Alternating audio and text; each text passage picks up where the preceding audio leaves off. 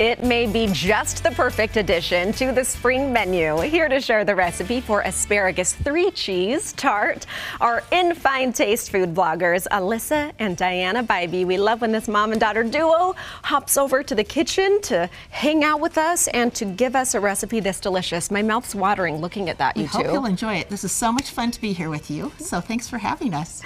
You said the weather, even in Las Vegas, is cold. The coldest winter in 50 years, they say. But then I come here and there's snow everywhere, so it's okay. You come up for this and you're freezing while you're doing it, but we're appreciative that you still made the drive. Okay, how hard is this recipe? It sounds fancy. It is so easy, and we're gonna show you how to do it, right? Yep. We're starting with asparagus, and asparagus is in season right now, so this is a great time to be doing this. We just trimmed our asparagus, and we're gonna put it into a pot of boiling water for about 2 minutes to blanch, and from there we're going to put it into the ice water. Oh, and okay. you'll see that the asparagus is going to turn a little bit brighter green for having been blanched, and when we trimmed it, we just broke it as close as we could to the end to get off that kind of tough part, and then trimmed the end. I'm a huge asparagus fan. So I think you're going to love it. Okay. So while we're letting that set for a minute, we're going to show you what we're doing with the puff pastry. This is just store-bought puff pastry. You can find it in the freezer section, or sometimes it's in the refrigerated section, depending on the store.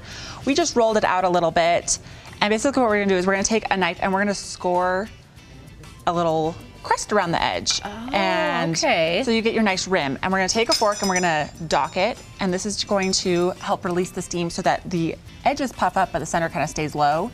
So you've got a nice little bowl for your cheese to sit in. Oh, perfect. Is this the most work right here? This is what? About it, yeah. Yeah, there's nothing steps. really that's very much work here. No, it's all easy.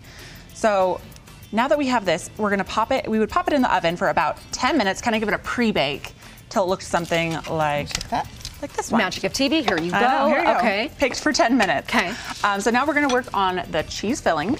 So pretty easy. We've got 3 kinds of cheeses here. We've got a Gruyere, which is it's a hard cheese, it's a Swiss cheese, and we've got some Fontina, which is a nice Italian cheese, and these are both have a nice nutty profile, super great at melting. Oh, I was so curious what the 3 cheeses were going to be in this recipe. So nice. Last but not least, Parmesan, which is gonna add a nice saltiness to the recipe. Yum.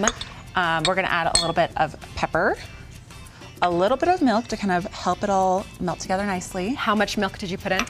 Is it 2 tablespoons? I think it's 2 tablespoons. Not a lot. And then we've got some fresh parsley. So we've got a nice herby touch. I feel like this is the Brightens it a little perfect bit. Easter recipe too, don't you? It is so nice and springy. We love it for Easter. The asparagus is so good looking right now and so inexpensive. Oh, we like that.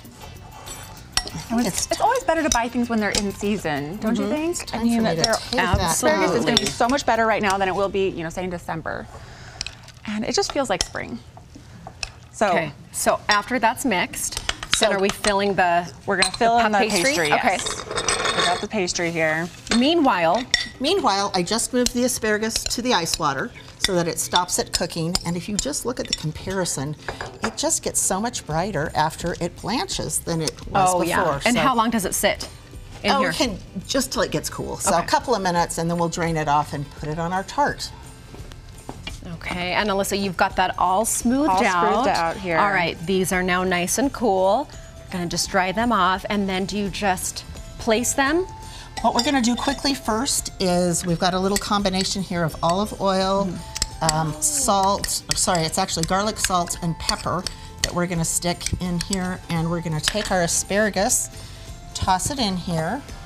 And we've got some that we already blanched previously, and we're just gonna toss it so we've got some good flavor. This helps it to be a little more tender, gives it a little more flavor while it's in our oven. And well, this recipe turned out to be so much more flavorful than I even would have imagined. Well, this is gonna help me, and we like to put the asparagus end to end, and we go every other, tipping it one side then the other, and it's just for the aesthetically pleasing part. Yeah. You just want to make sure that you've got it about the same size, that the asparagus are cut about the same.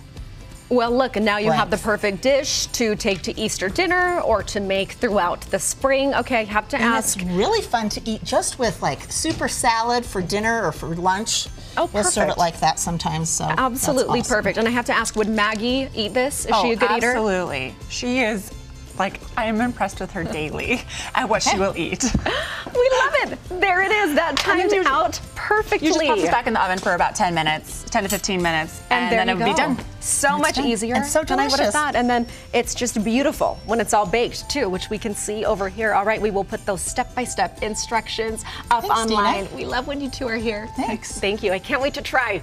All right, up next, stretching out